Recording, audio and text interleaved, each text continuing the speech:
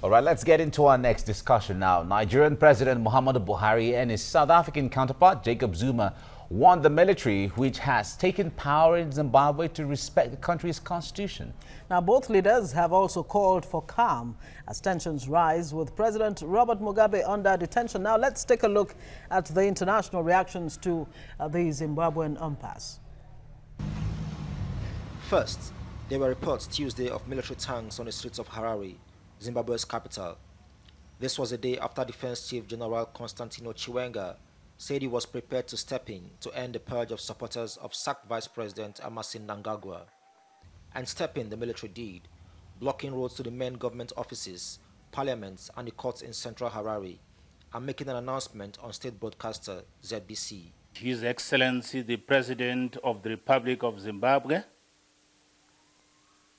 and Commander-in-Chief of the Zimbabwe Defense Forces, Comrade R.G. Mugabe, and his family are safe and sound, and their security is guaranteed.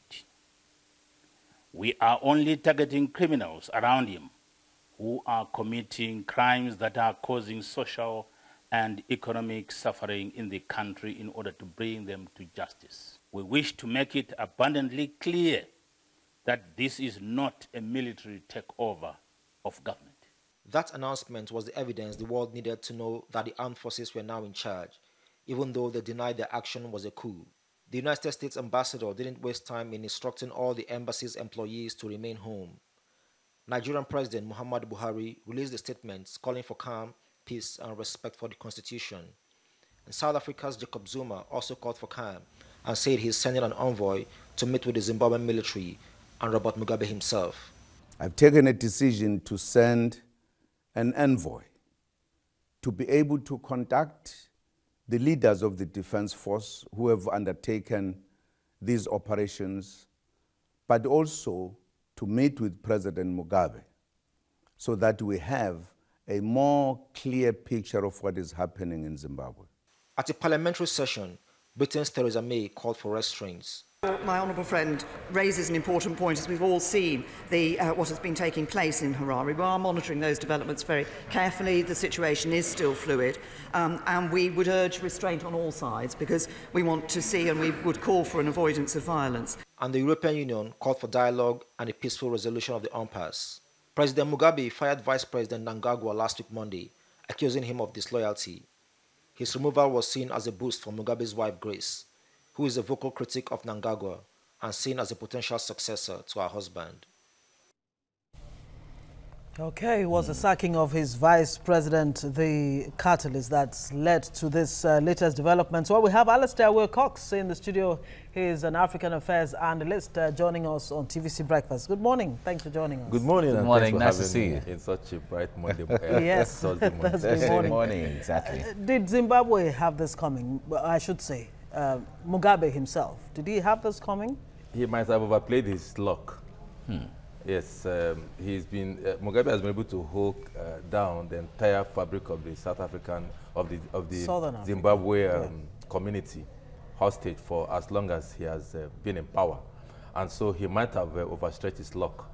I don't think he saw this coming because he might have had his way of quelling such dissent in the past, even when it has to do from the people or from section of the military. He's somebody that is good at sacking the moment he discovers any atom of disloyalty, no matter how small it is. I remember there was a time a photograph trended of one of the army chiefs looking at the wife, somehow lustfully, according to those pictures, and the next day the man was fired. You know, so he's good at firing, and the moment it's bet, he might have see, you can never be right all the time. All the time. Yes, you can never be right all the time. All right, now this whole thing now, from revelations we're getting, the war veterans, those who are in the military and those who even have stood with Mugabe over the years, are saying that there's a high level of disrespect, and it seems like there's a hijack by what they call the G40, which is made up of a lot of young blood coming into the system, and they're hijacking the system. And this is like moving to prevent them from taking over governance from from Mugabe in the next election. Just like Theresa May said, the situation is still very fluid. As we speak, one cannot really place it side by side as to what a popular coup in African setting is, or the removal of a government through coup or other than electoral means. So one cannot really understand what it is. But for what it looks like, is it's like the days of Mugabe is over, and that will create an opening for a new kind of leadership. Now, that leadership, is it from the old bloc of the ZANU-PF establishment, or from outside? Or is this action going to, so who is who is the military supporting? Now, if what triggered this whole thing was the sacking of the vice president, now, who is in the mainstream of ZANU-PF, who has been in the mainstream of ZANU-PF, who has been Robert Mugabe's staunch right-hand man, who has been in the mainstream, if it is in his favor, then that also leaves some gap as to the fact that where does Mugabe himself belong? Because these two belongs in the old block. In the same... in the same block. Now, so it's fluid. But by and large is the fact that I don't know how Robert Mugabe will come back to power, which is looking impossible as it is right now. Okay, so this General Moyo says, you know, the intention or intendment, like learned people would say, is to remove the criminals around Mugabe. Would these criminals include Mugabe himself and his family? And if that is the case, well, the truth of the matter is, I think Mugabe had this gift of longevity and strength. At 93, he still have all his faculties intact. He's still very much active and agile to the point of you wanting to run again. So it's quite fluid. Now, if Mugabe himself is part of the criminal, in that he has allowed his wife, who has grown in leaps and bounds. I don't know how old the wife is, but well, I they think call her Gucci Grace, reflecting her love for luxury and everything. And all that. So he might be in the. She might be a very young woman. She's in her 50s. In her 50s. Compared to him, yes. Good. Definitely. So you discover that this is somebody that, if the military is angry at his margin, this is somebody that never had anything to do with the liberation struggle. Mugabe has been in this struggle for as far back as in the 40s and all that. So, and he has had friends, of which the vice president was one of them. So, if Gracia has grown in leaps and bounds and begin to dictate for the husband, and that means he has gotten a new block, and that new block certainly will not be part of the old block. It will be these young talks and all whatnot. So that will not all go well for the establishment. And so the best thing for the military thing they are doing is to sweep everybody out. Let us sweep these people out. But what are the implications of this intervention? They're saying it's not a coup. If Zimbabweans themselves actually are welcoming of this particular intervention, is it possible that General Moyo and his men, whoever they are, could even perpetrate themselves in office? He's saying they have a mission and they will not, you know, leave the scene until their mission is accomplished. That would be impossible under the current setting for the general to perpetrate himself in office. That would be impossible. It might just last for a while, maybe 6 months, 1 year down the line, and an election will be organized in order to ensure, because military rule is no longer fashionable, tolerated. And in fact, their knowledge of that may be... and it is their knowledge of that why they say it's not a coup. Telling you that they are here for an intervention. But by and large, the fact that Mugabe reign is over, now who are the new kids? And I think Zimbabweans will welcome this, because this is a man that a cross-section of Zimbabweans have tried all that they could to pull out of power. It's like Mugabe has entrenched himself so much, either with voodoo power or whatever he has used. The living oracle, as some people have called him. Used to entrench himself in power. This is a young man, this is a man that everybody loved in the 80s. You discover that since 1980 that Mugabe came to power, any Zimbabwean born about 40 years ago has not known any other leader than Mugabe. I'm sure if you ask Nigerians, most Nigerians that were born in the 80s, and I mean, they don't even know who Shagari is, because Shagari was the president of Nigeria when Mugabe ascended to the office. I'm sure Nigerians in their 30s and 20s will not even know who Shagari is. They might just be lucky to know who Babangida is, you know, because of his popularity and all. And then Buhari, who has come back. Apart the fact that Buhari came back, nobody would have known that there was a Buhari that ruled this country. True. But that's not so in Zimbabwe. You discover that there has been popular revolt, especially at the Matabele land area, where I have Buluwaya and all those places. They have been very, very vocal. There has been so many civil society that has been vocal against Robert Mugabe. But how he has been able to entrench himself and how he has been able to hold down captive to the point of you hiring and firing that's why critics say the same military that is now, you know, stepped in to remove him from the scene. It's the same military that he has used. You ask the question, how has he entrenched himself? That's what the same military has always been there. That's the coercive power he has. You see, nothing is permanent. The only permanent in life is change. Now, you can never tell. There are sometimes that no matter how you are running with a system, there's one time you overstep your bounds. There's one time you make a mistake. And I think he has made a very, very costly mistake. Like I was saying, in the 80s, a young man that Zimbabwe's love. I remember the first election, I was quite young, but I've been very good in following international affairs. I mean, when you hear names like Bishop Abel Mozerewa, you hear a name like Joshua Nkomo, these are powerful men that contested the election with him.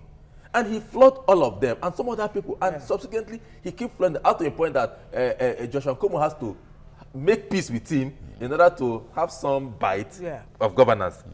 Up to the time that even Morgan Changarai was very active and strong. He seems to have been silenced. He has been silenced after he took up the job of a prime minister, a prime minister that has no portfolio, no power, no nothing. And you see, the next election, he was swept aside. How Mugabe has been able to do all these things? No, I mean, it depends on what his historians will tell us much later. But the fact now remains that a slight mistake has proved too costly for him to handle. Exactly. And that has brought his end. Now, the sacked Vice President Emmerson Mnangagwa, after he was sacked, went to South Africa, and we hear from the report that he came back yesterday. He's a war veteran. He understands the system. He's a stalwart in ZANU-PF and all of that. Analysts are saying that there is no way that the military could have carried out this exercise without his knowledge. He was the defense minister. He was once a defense minister. He's been used to romancing with the military.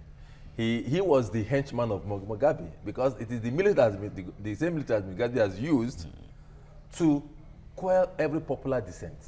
It is the same military that has given Mugabe back. So, but there must be a power behind the military. And that is why I said Mugabe overstepped his ban or didn't calculate his cards very well. You know, at some point I said a wise man will always find his water low in the foolish man's backyard. You know, so sometimes you think you are too wise, you get everything worked out. But of course, age has told on him, no matter how agile he is, age has told him. So the vice president, the sacked vice president, is in control of the military. That's no doubt about that. It has been proven. Because he was defense minister and he has every apparatus and there's that loyalty to him.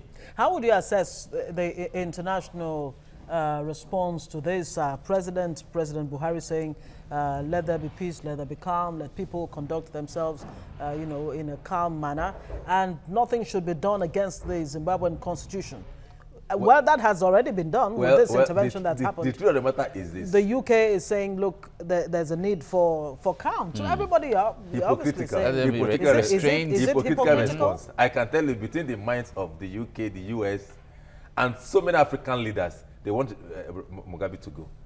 That is obvious. Because I think they are even tired of him remaining and perpetuating himself in Zimbabwe. So behind that, I mean, the UK has done, the UK and US, they've done sanction upon sanction that has crippled the economy of Zimbabwe. Look, Zimbabwe in the 80s is the toast of the world. Mugabe is blaming these sanctions for where Zimbabwe Mugabe started is now. It wrong when he now moved against the white minority. He was asked He was asked the question, how did you move from being a hero to a pariah and turning Zimbabwe, one time breadbasket of Africa, to a basket case? And he said, it is these sanctions that have brought Zimbabwe to its knees. And I'm not about to allow Zimbabwe to cave in just like that. But that is being full-headed because he was now he now moved against the white minorities who were the mainstay.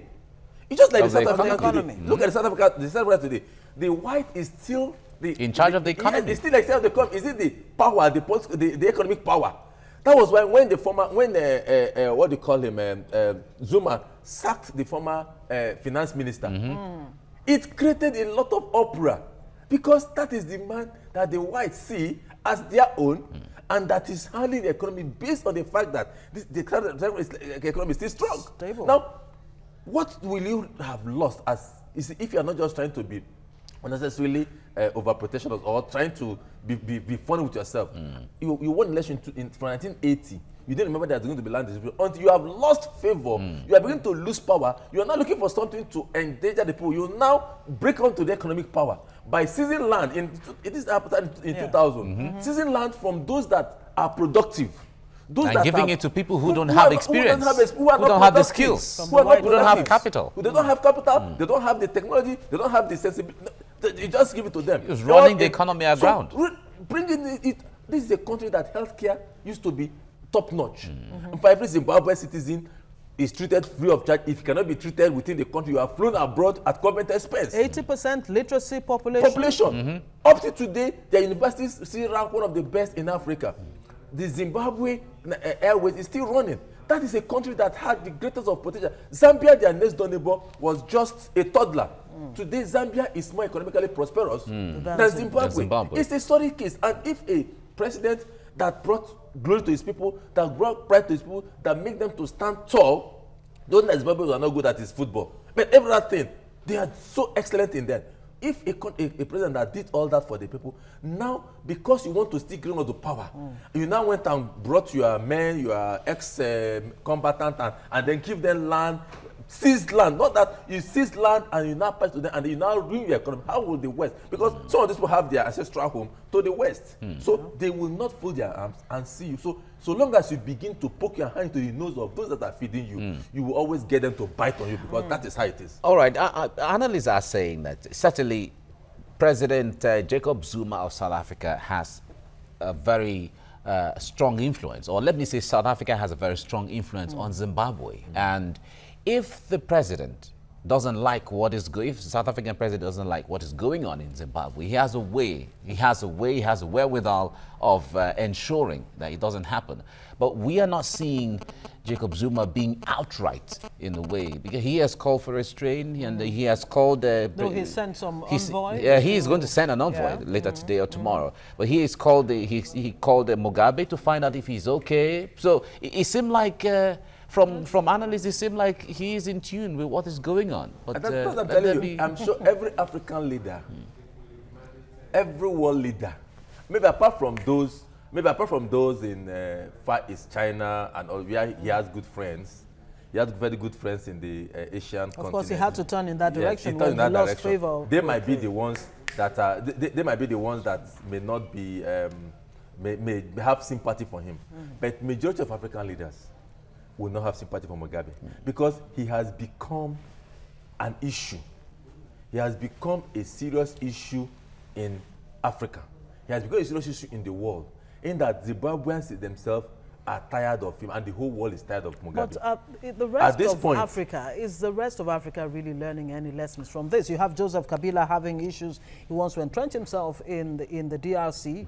Yoweri Museveni, the same thing. Museveni is there, who has been there for almost forever. Paul Kagame, who is doing well by Rwanda right now, but there's a strong possibility that he may just find himself in the same boat as Mugabe if care is not taken. Yes, the list is endless. You're talking about Paul Biya of Cameroon. You're talking about some other people. This small boy in Gambia wanted to try it. Jame. Yeah, Jame. Of course, I call him a small boy because he's part of the small boys club. And then by the time ECOWAS wake up and say, and that brings me to the issue of this idea of non-interference in other people's, in other nations' sovereignty. I think it is time the African Union begin to look at it strongly and said, gentlemen, we can no longer go this route because we are having ourselves a laughing stock in the Committee of Nations. We are becoming a peril. It is time we wake up and say, Africa, we are up to it, and we can do things that are better. And ECOWAS demonstrated it. Every dictator in Africa has gone down in a worst way. Count which one that didn't go down. All of them went down.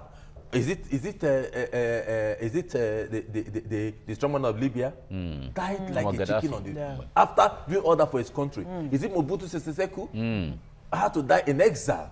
Who said after me chaos? I'm telling you. So tell me who. And these are people that have example in Nelson Mandela. This Mugabe could have been a demigod in Zimbabwe if he has left the scene when the vision is loudest and become a father figure like